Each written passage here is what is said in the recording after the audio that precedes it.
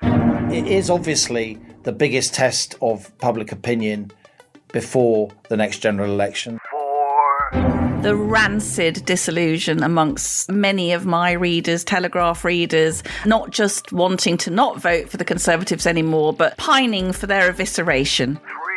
3. The fact we've had 7 consecutive months of inflation in double digits does suggest there's something pretty strange going on that we haven't witnessed in decades. 2. The coronation is neatly timed to move on swiftly from any shockingly bad results. 1. We have liftoff. Welcome once again to Planet Normal, the Telegraph podcast with Allison Pearson. Hello. And me, Liam Halligan. The coronation's looming. And on Saturday, Allison, while a fair few thousand will line the procession route in person, cheering on the newly crowned King Charles, millions more will watch the pageantry on the telly. The last coronation was in 1953, of course, when the late Queen Elizabeth was crowned at the tender age of 27. This weekend, King Charles will be 74, and while there'll be barbecues and street parties and the world will be watching the pomp and circumstance that Britain does so well, the monarchy does seem a little tired. Before that is the local election, with millions of voters going to the polls on Thursday, at the day Planet Normal's released, with more than 8,000 council seats across England up for grabs. Or maybe it won't be so many millions, because turnout's expected to be low, in part due to the new voter ID requirements. We're a bit constrained in terms of what we can say, Allison, because of what journalists call the RPA, the Representation of the People's Act, which means we can't comment in an overly partisan fashion, given that this Planet Normal episode is being released as the election's happening.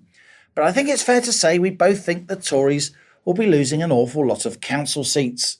What's your latest prediction? Well, I don't know if you're going to be very pleased about this or not, but Belma has been doing some local election swatting. No! So if you have a cup of tea to make... Put the orange roll neck away! I'm afraid the thick specs are on. But I did think it was worth reflecting on this because we can see the elections as an interesting pointer to what will happen at the general election. Now, we know, co-pilot, don't we, that the political parties will be cherry picking the most favourable data from today's results. The Conservatives are still the largest party of local government. They're defending the most seats. Now, as you said at the top, they might well lose seats because the opinion polls have them below 30%, which is lower than where they were in 2019 when the Tories lost 1,300 seats. Remember that Theresa May catastrophe, and she had to go not long after, didn't she? So in 2019, the Tories and Labour got 31% each of the national vote. So if the Conservatives were to go below 30% today and Labour was above 40%, that means there's a large swing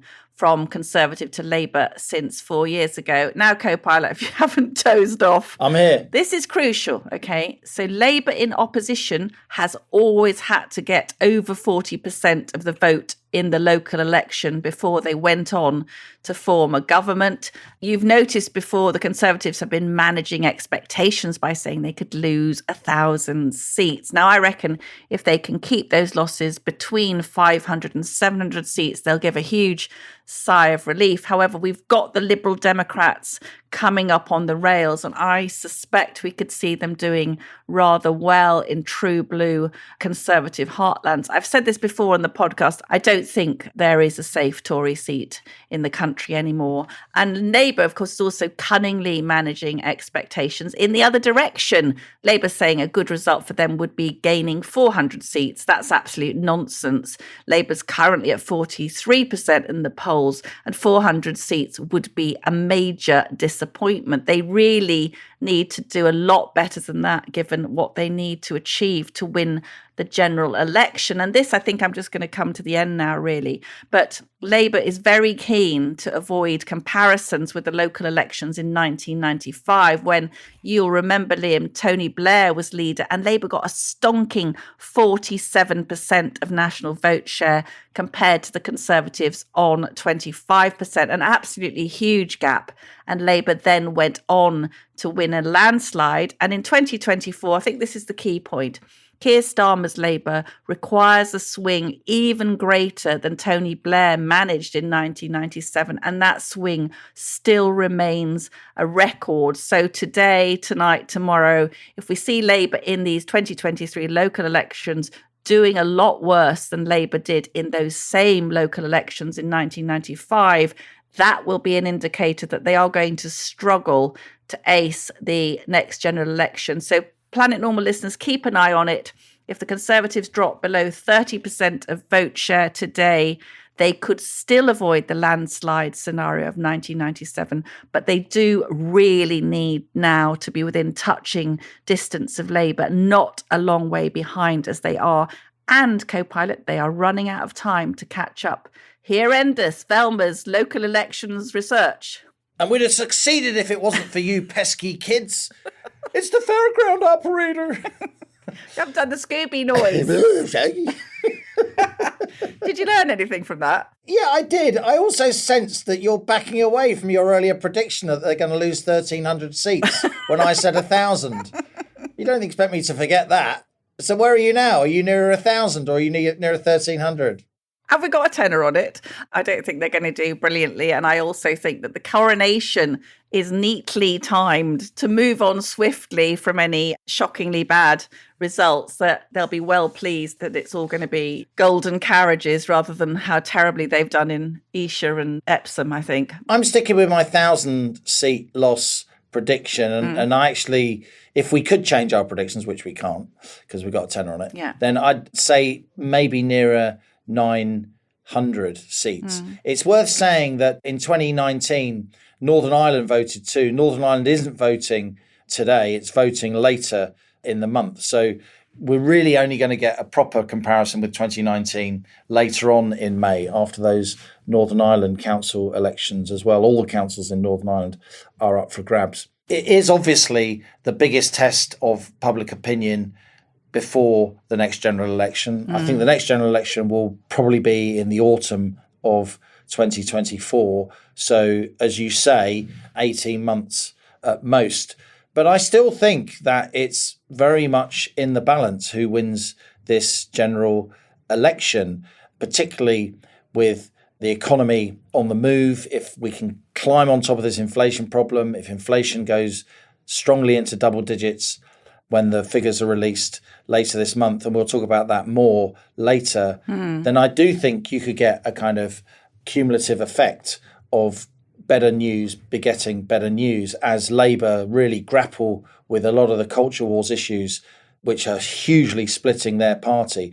I think Keir Starmer has done a good job behind the scenes of taming the outer reaches of the hard left in his Labour Party. But I'll return to the point. The Labour front bench is a lot more left-wing than the Labour front bench was under Tony Blair. There's a lot of people on that front bench who will scare a lot of ordinary voters. They may give them the benefit of the doubt in local elections. The Lib Dems, obviously, local election specialists, they will make many gains. But I don't think these local election results will translate necessarily into general election results because of the timing. The general election is later, by which time the economy should be a lot better than it currently is. And also because they're just different competitions by definition. I do think the turnout will be low, Allison. I do think there'll be a lot of controversy about a low turnout because a lot of people will be turning up to polling stations to vote and they won't have the necessary ID to do so. And I do think that is a problem. I do think the Tories have introduced this in a bit of a cack-handed way, laying themselves open to accusations that the young in particular won't have the ID and younger people disproportionately don't vote Tory. So I do think there's going to be some controversy. And I say this with regret because we're pretty good at conducting elections in the UK most of the time. And so I'm concerned that the sort of integrity of the election process will be undermined in the days following this set of local elections. They do have voter ID already, don't they, in Northern Ireland? So it doesn't seem to me to be an unreasonable request. I think there's some jiggery-pokery going on in Labour. I'm not going to expand on that, but listeners will may be able to guess what I'm alluding to. This is a rare point of disagreement between us, co-pilot. Well, I'm right about the local election results and you're wrong. No, I think your predictions for the general election. You wish you'd predicted my 1,000 seats. You know you over-egged it on 1,300. Just admit it. All the listeners know. Just admit it. God, if I'm wrong, I'm going to get done in now, aren't I? Yeah. What does a tenner get us at the King's Arms now? I mean, will it get us a G&T and a pint and a packet of pork scratchings? I don't think it will it anymore? But anyway, no, I've said all along the rancid disillusion amongst many of my readers, Telegraph readers, not just wanting to not vote for the Conservatives anymore, but pining for their evisceration. I've never, ever known the sentiment to be so bad. They are absolutely furious, hacked off. They feel betrayed. They feel they just get chucked a bit of red meat every so often to keep them quiet. They don't see any Conservative policies being enacted except under huge pressure. So I think that Rishi Sunak is going to have to pull off a miracle to persuade them back into the fold. And I think that they will not vote for other people. But what we've seen in previous by-elections is we've seen the Conservatives staying home. We saw that in Tiverton and Honiton. I would be amazed if the people that I've been hearing from will meekly go back and lend the Tories their vote again. I think we're going to see an absolute rupture in the Conservative Party. I think we will be looking at a split, and I think it'll be very interesting to see whether it's Suella or Kemi who come out of the pack to lead that new, more right of centre Conservative Party with some Conservative values. But, could be wrong. So voters will stay at home in their droves today. We agree on that. What do you think about Saturday? Was the palace right to make the procession route a lot shorter than previous big-scale royal events? The palace is a bit worried, or has been a bit worried, we can surmise, about the numbers turning out to be smaller. Certainly, I've been knocking around Buckingham Palace earlier today, and a lot of people are down there. People are starting to camp out. The hardcore, real enthusiastic monarchists, people who've grown up with the royal family over many, many years, they're definitely down there. And of course, the event will be beautifully executed, as it always is. But think back to 1953, Allison, which I evoked in the Britain of full skirts and polka dot dresses and just a few tellies in the country, less than 2 million, and people crowding round and, massive street parties. Was I unfair to say the monarchy feels a bit tired? I think it would be fair to say that there's going to be far less upsurge of popular sentiment for this monarch, that the Elizabeth in 1953, Princess Elizabeth as she was 27. It was an extraordinary romantic picture of this young woman literally having this heavy weight put on her head. In fact, she said many, many years later that she had to keep her head very upright because if you bent your neck, the crown would break it. And I think that image carries so much symbolism. I mean, it's quite a tough call now, isn't it? Because we look at that footage of 1953 and it feels like a lost ancient world.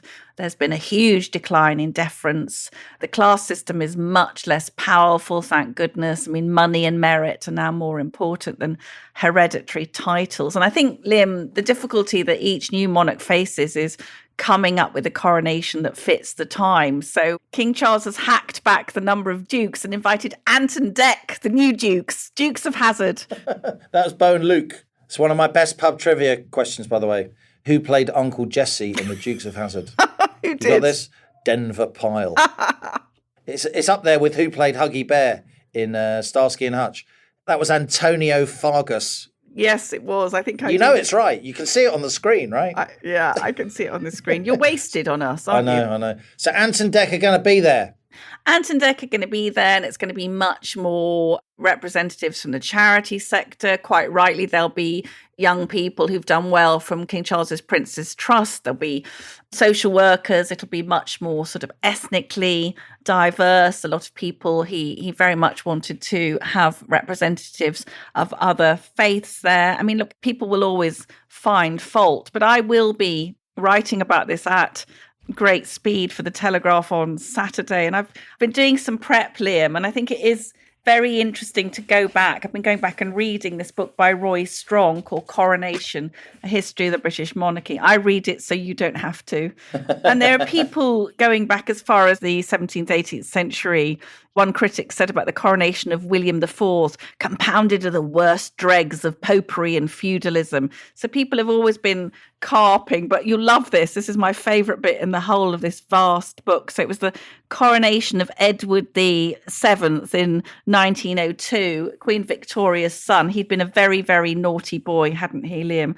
And on the guest list, amidst all these dignitaries and people, ambassadors and so on, chairmen of county councils, which had only recently been set up. So Edward had also been, like Charles, trying to move with the times, better reflecting the Britain of his time. But amidst all these distinguished representatives was something called the loose box, in which sat Edward's female friends. He was Dirty Bertie, wasn't he? He was dirty. Can you imagine something called the loose box at Charles's coronation, in which the various old flames sit there? Look, it's interesting, isn't it? I mean, I am a monarchist. I think I was more of an Elizabethist, if I'm perfectly honest. Yeah. The Queen was so impeccable in that role that she saw off the Republicans for 2 or 3 generations. Whether Charles can do that is open to question. He's 74. He's had a lot of time expressing opinions, which I have to say that many of the monarchists who read our paper are not entirely comfortable with. We've got some emails to that effect later on. But the monarchy does continue to maintain a hold on the public imagination, which defies rational explanation. And there was a poll on the royals this week by Lord Ashcroft, which said that well over half the United Kingdom said it would vote for a constitutional monarchy, less than a quarter against. And I think this is really interesting, Liam, this finding. 2/3 agreed with the statement, the royal family might seem a strange system in this day and age, but it works. Now, that's terribly intriguing, isn't it? That's something that we probably don't want to think about the irrationality too much. We're a monarchy combined with a democracy. In a way, it shouldn't really work, but it bumbles along nicely, I think. And I think generally people will wish Charles well on Saturday, but I think that there are some question marks about how he conducts himself from now on. He's not a politician. He's not a president. He has to follow the example of his mother, I think. I think there's a lot in that. It's a wonderfully British paradox. We would vote for a monarchy, and you wouldn't invent the monarchy if you didn't have it. You wouldn't introduce it. But a lot like, in my view, the UK itself, the Act of Union, it's a very complicated system that's evolved, but it does kind of work, and it has proved to be, for the most part, remarkably stable for many, many years. It's interesting, though. I do think they're over-egging it, and you touched on this in your column. We'll put the link in the show notes to this episode. It is a bit much to expect people to sort of stand to attention watching the telly and pledge an oath of allegiance. I think a lot of people will feel that, you know, Charles has waited for this for a long time and he's sort of quite a nice bloke. Interestingly, Russell Crowe, who's no monarchist, you know, Maximus, the master and commander, he tweeted a series of views in which he said that when he's met Prince Charles in the past, he's been intelligent, he's been sensitive. He literally called him a good bloke. He says, I'm not a monarchist, I'm an Australian.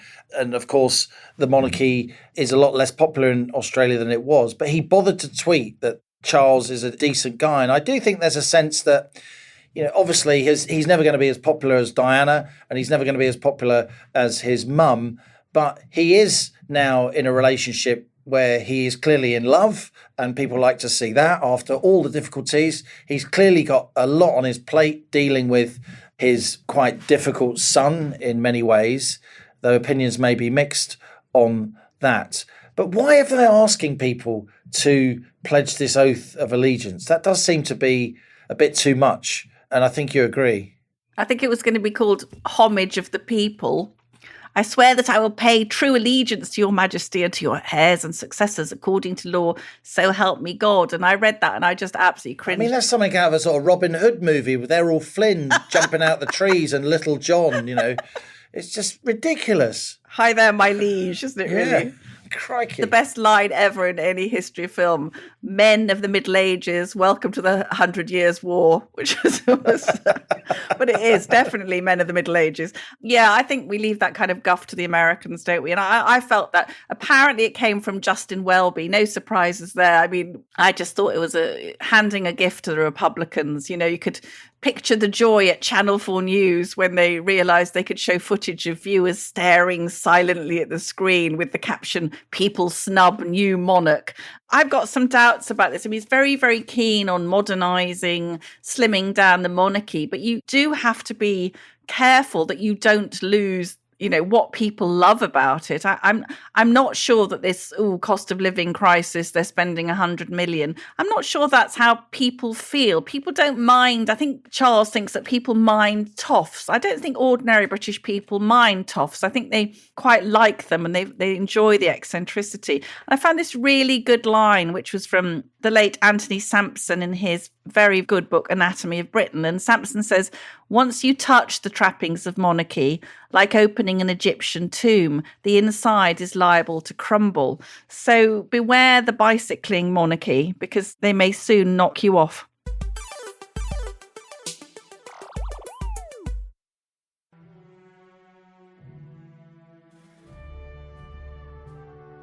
For the first time in 70 years, the United Kingdom and indeed the world are preparing for the coronation of a British monarch. But what do we know about the role, function and character of our new king? It's clear to me that he absolutely understands the difference between being Prince of Wales and being king. I don't think that any monarch has come to the throne so well prepared as this one. When I had to meet with His Majesty and I heard him speak about what matters to him, I was profoundly moved and thought I have to spend a chunk of my career helping that mission. I think his secret ingredient is genuinely enjoying meeting everyone. I'm Simon Heffer, and this is Being the King. Coming soon from the Telegraph.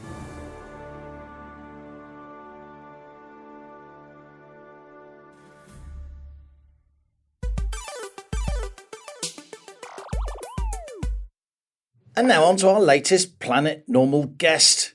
We need to talk about inflation. And that's why I'm delighted to welcome the economist Stephen King onto the rocket of right thinking, because he's just written a book with exactly that title. In We Need to Talk About Inflation, Stephen, a former chief economist at the global banking giant HSBC, highlights key lessons from the history of inflation from ancient Rome through to the American Civil War and the present day.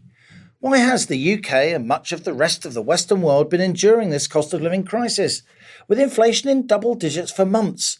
And when will inflation decisively fall? I started by asking Stephen King to put the UK's current inflation rate, 10.1% in March, in historic context.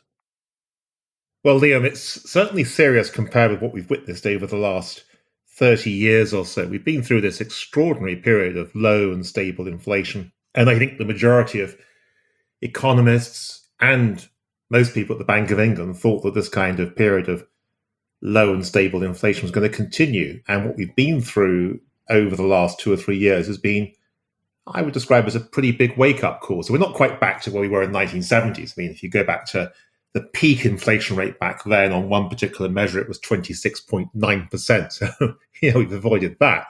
But at the same time, the fact we've had 7 consecutive months of inflation in double digits does suggest there's something pretty strange going on that we haven't witnessed in decades. And for that, it seems to me that requires some kind of explanation. What's more to blame, Stephen? Lingering lockdowns, supply chain issues, or the war in Ukraine? Well, they're both important in the sense that inflation would be lower without them than it has been with them. But it's not enough to explain what's actually happened. First of all, inflation was surprising on the upside, both in the US and on this side of the Atlantic. Probably end 2020, beginning of 2021, so a full year before Putin invades Ukraine. So inflation was already a problem.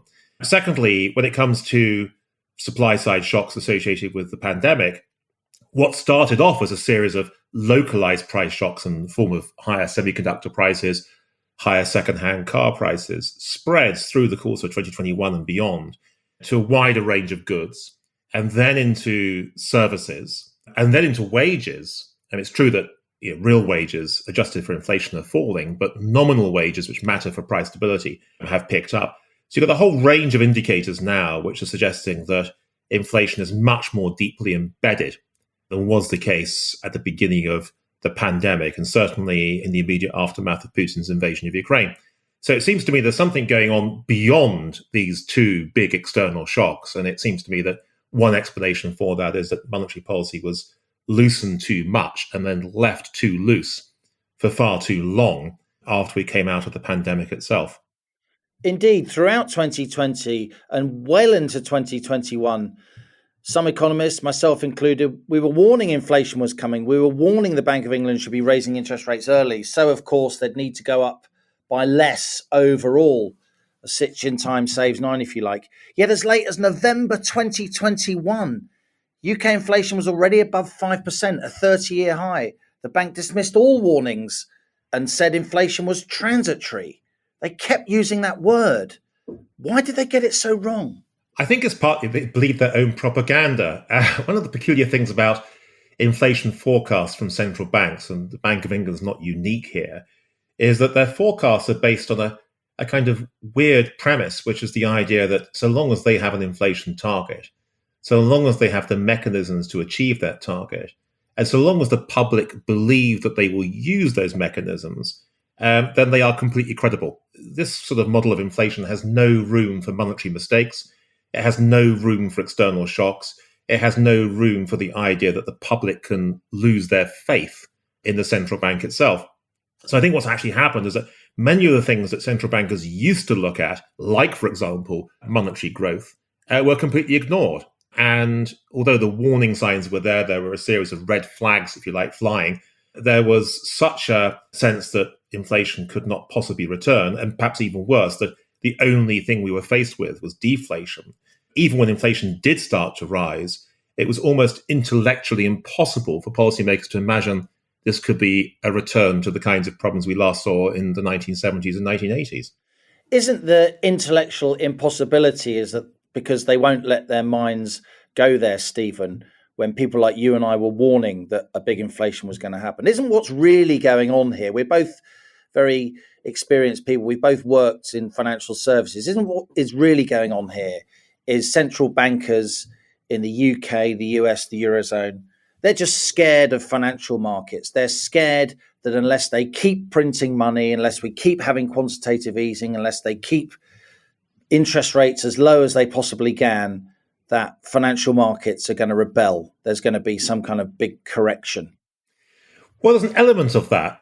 Central banks now have multiple objectives. It's not just a case of achieving price stability. It's also a case of achieving financial stability. In some cases, there's an influence of green finance, making sure that the assets you buy in terms of QE include green assets of one kind or another.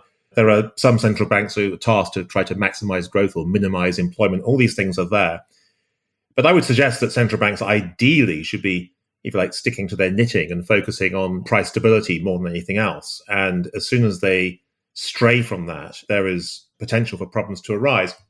QE has a very peculiar effect on bond markets, a nationalization that effectively the central bank is out there buying gilts or whatever. This is the central bank creating money from nothing and using it to directly or indirectly buy the government's debt. Correct, yes. So effectively, you've got this exchange going on, and what effectively it's designed to do is to lower gilt yields, borrowing costs, across the maturity spectrum. So from overnight money through to 30 years or 50 years or whatever it might be.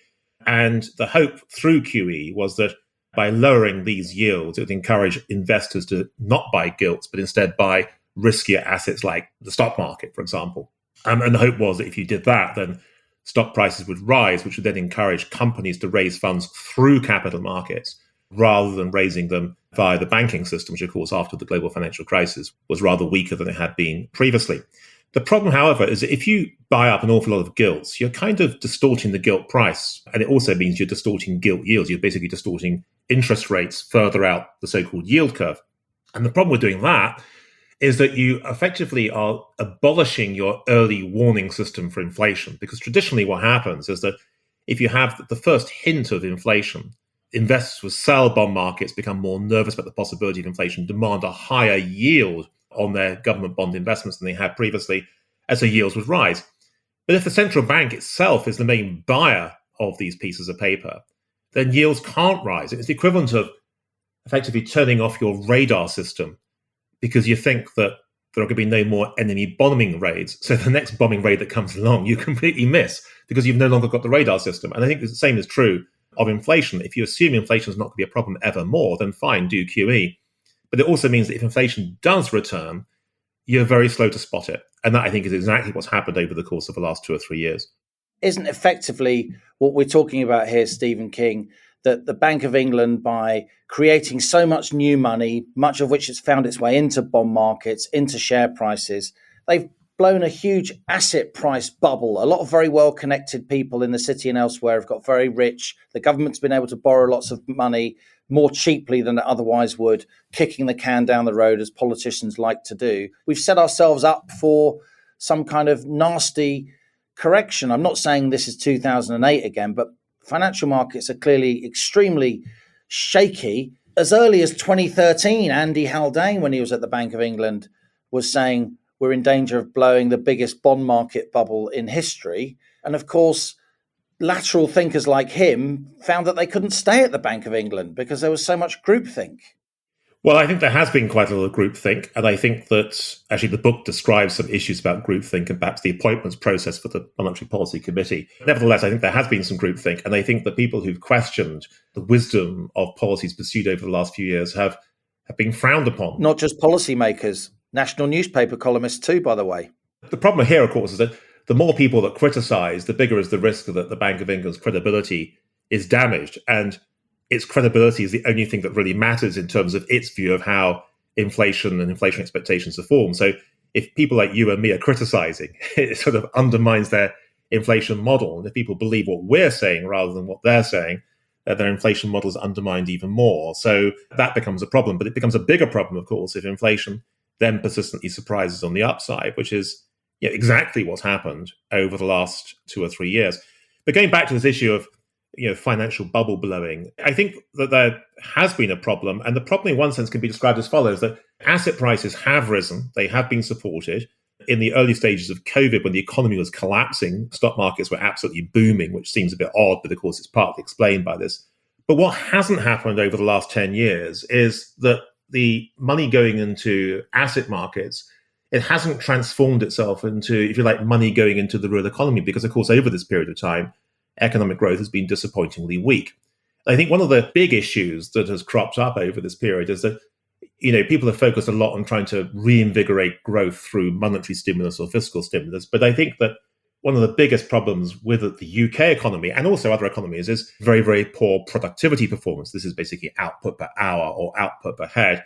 And it's a measure effectively of how we use our resources in the most productive way. And really, the UK, more perhaps than other countries, has struggled with the idea of supporting productivity growth. You go back to the 1980s and 1990s, productivity growth was strong. It was strong under Thatcher, under Major, under Blair. But really, I would say, particularly since the global financial crisis, it's been very, very disappointing.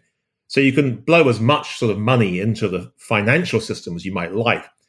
But unless it actually transforms productivity growth, all you're doing is making some people wealthier, while others, one way or another, are becoming poorer.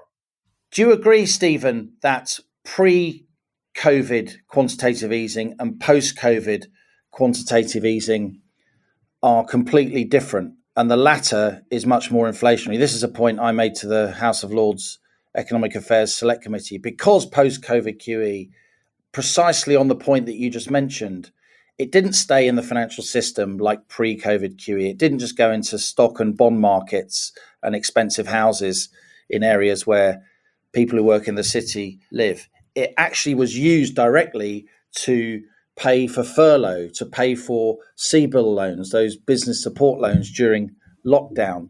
It went directly into the bank accounts of firms and households. And that's at least part of the reason why the massive expansion of quantitative easing we've had since lockdown has been inflationary, but the pre-lockdown quantitative easing over a much longer period of time was a lot less inflationary. Do you think there's something in that? I do. If you go back to 2010 when QE really properly came through.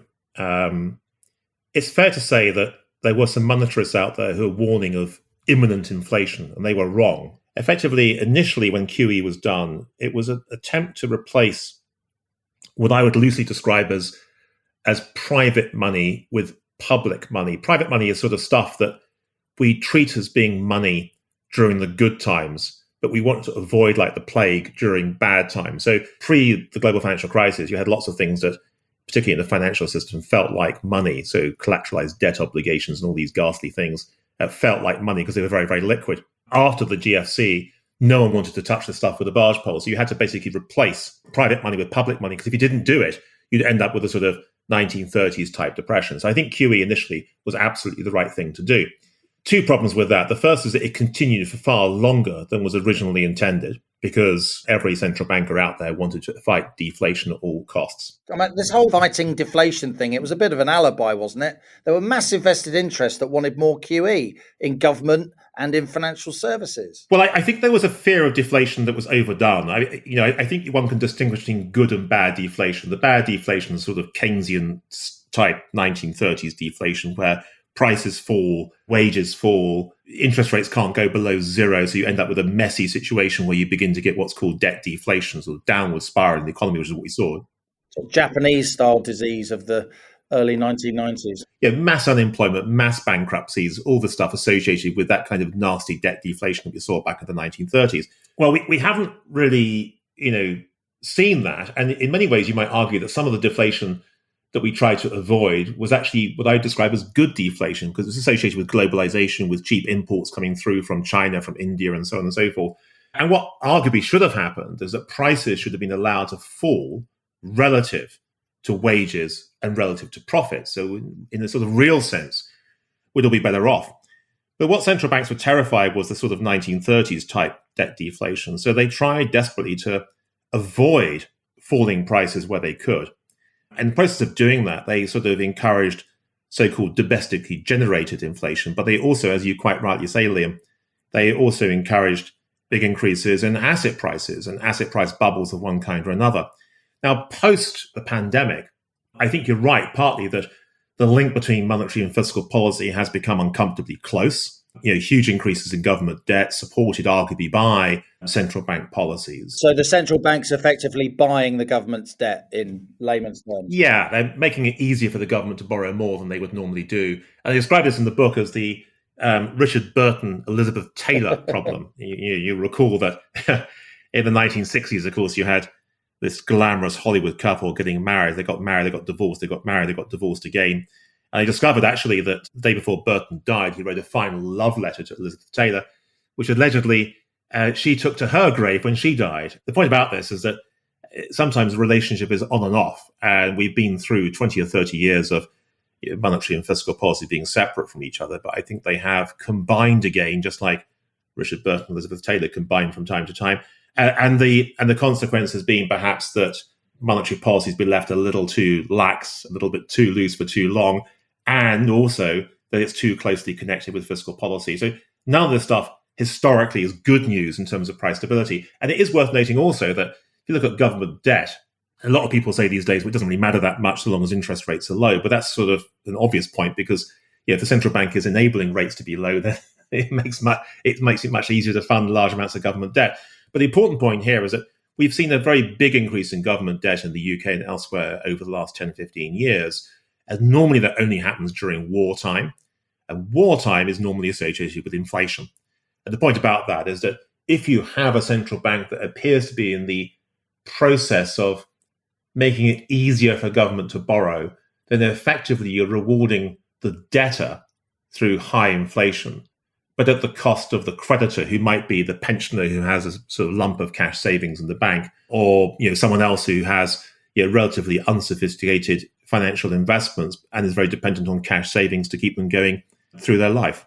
Let's just bring it back to bread and butter issues, Stephen, if I may. Wholesale energy prices are much, much lower than last summer, lower, in fact, than before the war in Ukraine. Food prices on global markets have been falling for 13 months in a row, and yet food price inflation is still soaring. Energy bills have yet to come down. Do you think there's some profiteering going on across the UK economy? Well, Liam, there might be, but I'm a little bit cautious on this argument, not so much because of the UK, but rather because of the US, where there's been a big debate about this over the last 2 or 3 years. If you go back and think about the profit share within the economy in the US, it's very, very high now. And people have said, well, that this proves there's profiteering, that people have taken advantage of the pandemic to shove up prices. Now, there may be some truth in that. The catch, though, is that the profit share within the US economy has been rising for the last 20 years or so, consistently.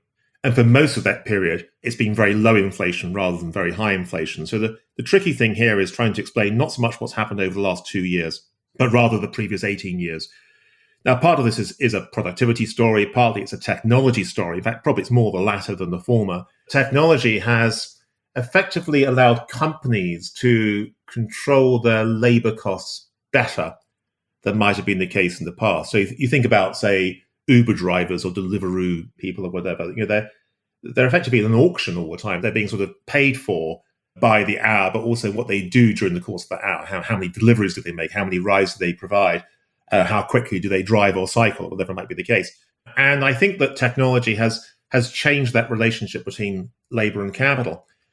Now, as far as the last 2 or 3 years are concerned, the opportunity to raise prices is only because monetary conditions are too loose in the first place. And if it turns out that companies have an opportunity to raise prices because their bargaining position within the economy is better for the time being than labor, it's more likely that prices will rise than wages will rise. Now, back in the 1970s, you might say it's different because back then unions had more power, labor had more power. So in some cases, wages were rising more quickly than prices. The central point here is that unless you have the right monetary conditions, then the chances are that someone will be able to get away with bigger price increases than would otherwise have been the case. So I'm afraid to say that we come back again to the stance of monetary policies, the level of interest rates and whether they rose speedily enough over the last year or two. And my conclusion is that that's the root cause of all this. It's not necessarily the profiteering of individual companies. Well, Stephen King, you've done a great job in this book and indeed in this interview of explaining complex issues in a clear, straightforward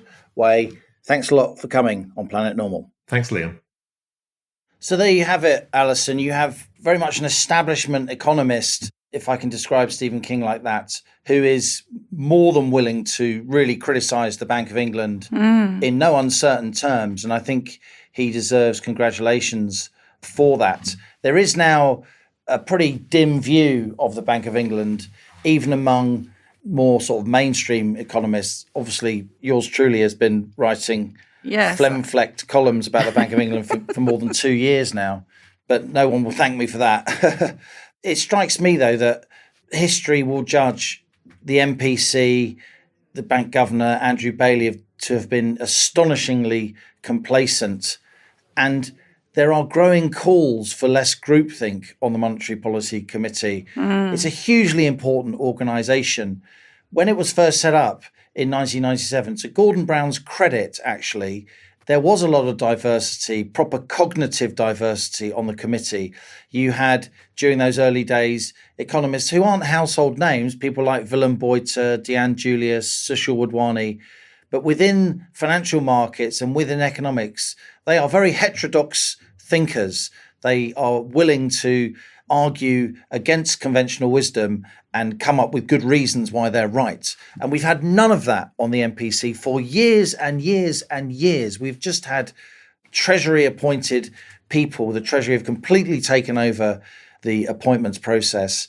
And we've had endless samey economists who never say boo to a goose. And that was the problem. We did have Andy Haldane, who somehow managed to become the chief economist of the Bank of England. And Andy can speak for himself, but I think a lot of us feel that he was a very, very valuable lateral thinker who should have become the governor of the Bank of England, should have been listened to. He was warning about inflation months and months and months before MPC members. And now, of course, he's left the Bank of England, which I think is a great loss.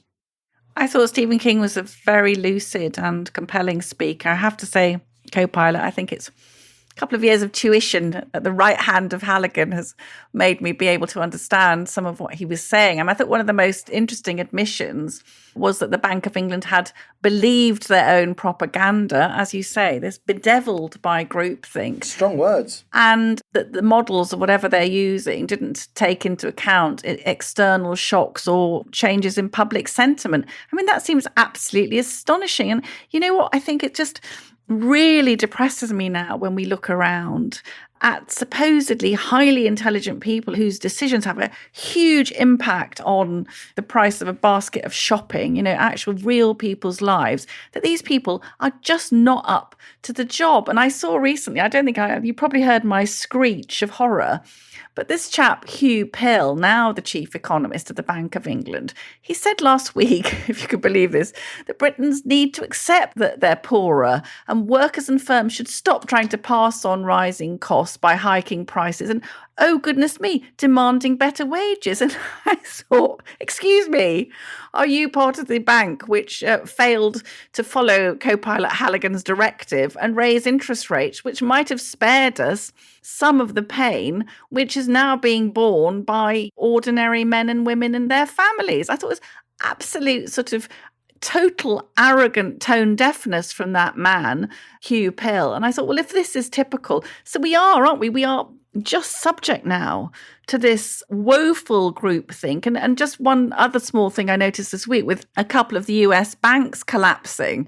And they were saying that at this particular Silicon Valley bank, Liam, that the head of risk management at SVB Bank spent time, quote, spearheading multiple woke LGBTQ programs, including safe spaces for coming out stories, as the bank was heading towards the cliff. So I think it's okay to reflect on the caliber of the people taking these decisions. Is that right?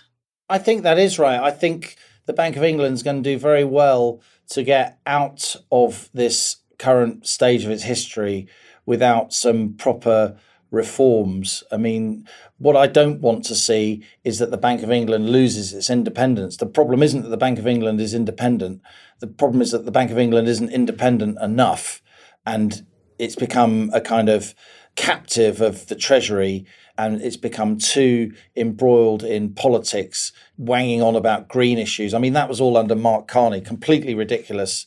You focus on central banking, it's a pretty important thing. And so I'm concerned that if the Bank of England is reformed, the reforms go in precisely the wrong direction.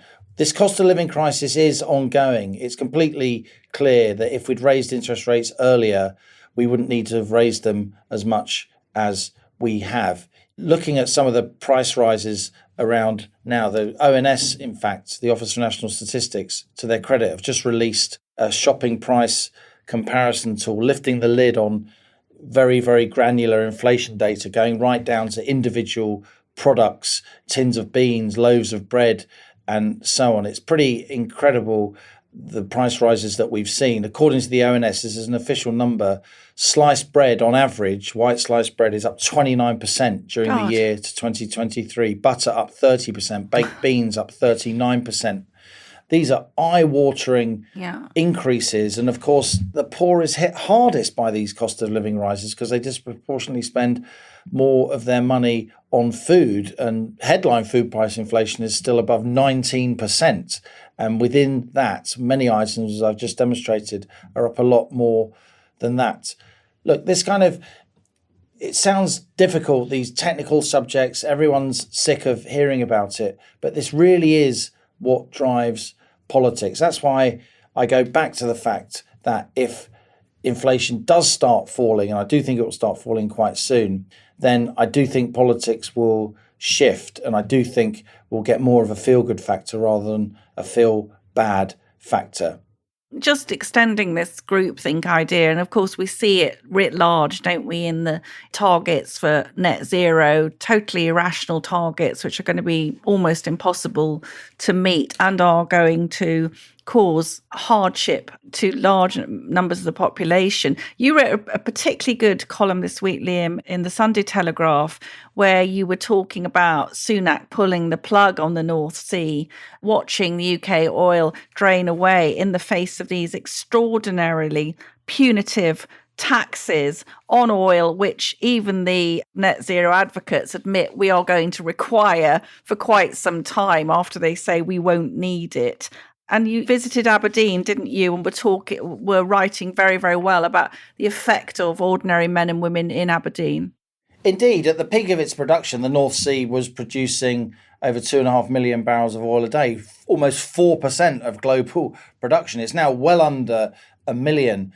But even the government-appointed body, the Climate Change Committee, the kind of key advocates of net zero, they acknowledge that we're going to be using oil and gas at least until the late 2030s on the most sort of Panglossian estimates. So if we are going to use oil and gas is still 3/4 of the energy that we use in this country, and half of our oil and gas still comes from the North Sea. It surely makes sense, if we are going to need oil and gas, to use our own oil and gas, because it's a lot less carbon intensive than relying on gas that's pumped in America or Qatar that's then turned into a liquid, stuck on a boat, cross thousands of miles of ocean, regasifying. This LNG stuff, that makes us look nice in terms of our net zero targets. But of course, the actual amount of energy that's used is much, much more. Aberdeen is an incredible place. It is starting to focus more on renewables, wind farms and all the rest of it. But we still need to find a way to store that energy. We haven't really worked that out. We still need oil and gas for a long time to come. There are an awful lot of people's lives and livelihoods tied up with this industry. And with a windfall tax, 75% of profits are now taxed away, up from 40% just over a year ago. There is an investment strike happening in the North Sea. Almost no one is investing. Production will plummet even more. And that strikes me as completely short-sighted, given that we will still need oil and gas for years to come.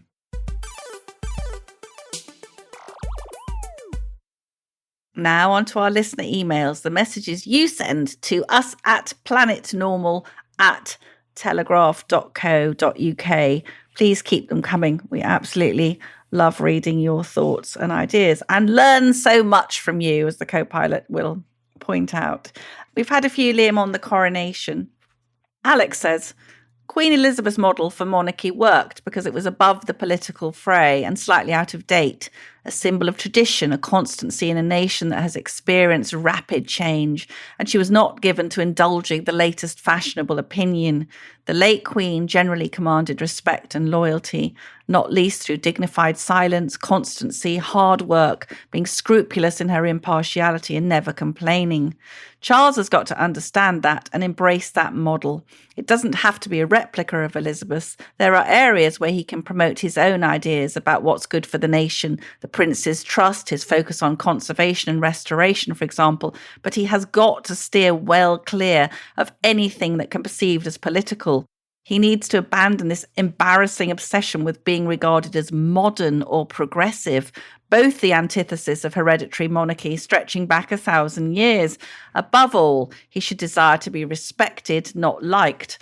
I do worry that his ideal version of what it means to be king is a sort of Tony Blair winning his first election, enjoying popularity, being seen as a symbol of change and being wildly cheered on by all the right-thinking people. It won't happen, Charles, so give it up. And Michelle says on the same subject, I see the taking of the oath of homage as a bit of fun that allows folk to join in with the pomp. It doesn't really mean anything, so why not stand and chant in front of your telly? King Charles isn't 100% my cup of tea, as I've no truck with his eco-net zero ways, but I wish him the best of luck, because I believe preservation of the monarchy is important, and the thought of President Starmer makes me want to chop off my own head and eat it. Here, Michelle. Now, our resident Planet Normal bard, the serial mug winner who goes by the name of Bob, is back. And this time he's reflecting on the coronation. Dear Planet Normal, writes Bob, I think we should all swear an oath of allegiance to the blob. After all, that's what the king seems to have done, and we should follow his example. Thanks again for Planet Normal, writes Bob, the podcast I absolutely swear by. So here it is, Oath of Allegiance by Bob. I swear allegiance to the blob that governs us today, controlling our behaviour and policing what we say. I embrace the latest wokery, the more extreme the better.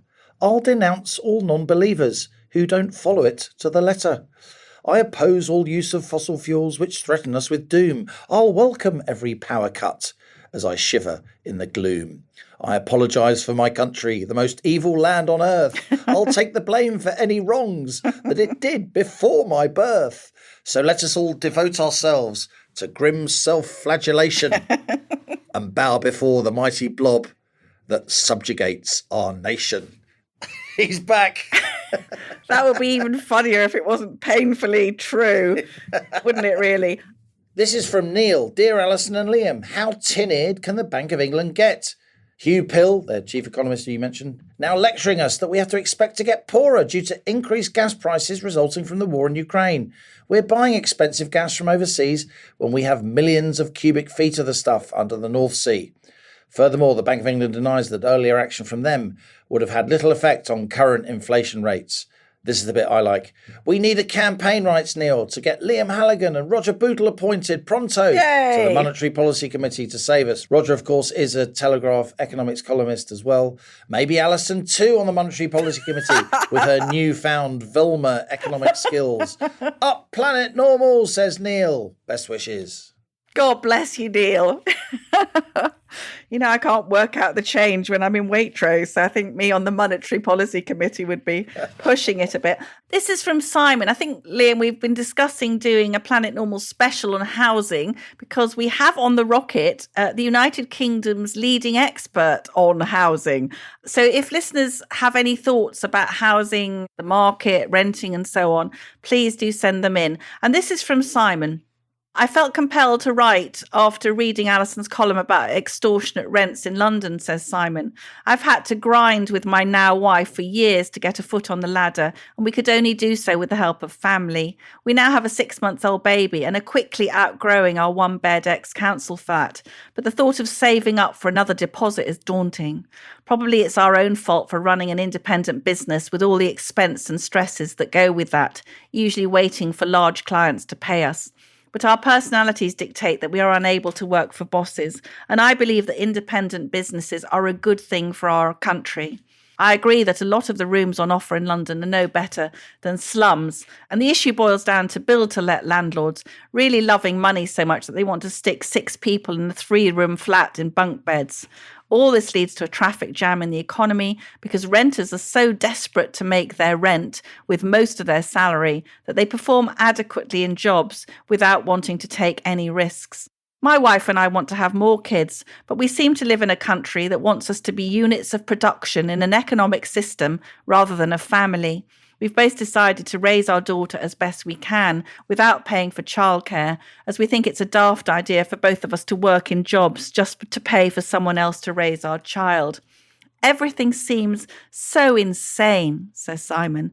In Hungary, they reward families who have 4+ children with a break from income tax. What do we get for support here? 20 quid a week child benefit? Such a help, not. This is a huge generational problem, and the solution rests in a bold government willing to take a risk. Here's hoping someone steps up to the plate to be a leader one of these days. I could not agree more, Simon. Parents treated as economic units of production, and sod the experience of children growing up. It's a very, very bad, Liam. It's a terrible feature of our country. We have the most families in Europe where both parents are in full-time work. What does that do for children's happiness? And so that's it from Planet Normal for another week as we leave our sanctuary of sweet reason, our flying refuge of reasoned views. Email of the week, it's my turn, and it has to be Simon on housing. Simon, good on you. I agree that independent businesses are a good thing for our country. So send us an email to planetnormal@telegraph.co.uk. In the subject heading, put mug winner, and we will send you your rare as rocking horse poo Planet Normal mug. Everybody have a wonderful coronation weekend. God save the king. God bless him for all his frailties. If you enjoy Planet Normal, please do leave a rating and a review on Apple Podcasts or Spotify. It does help other people to find us so the Planet Normal family can grow. And as we speed away from our beloved Planet Normal and the madness of planet Earth comes back into view, thanks as ever to our producers Isabel Bouchard, Elliot Lampitt and Louisa Wells and Cass Ho.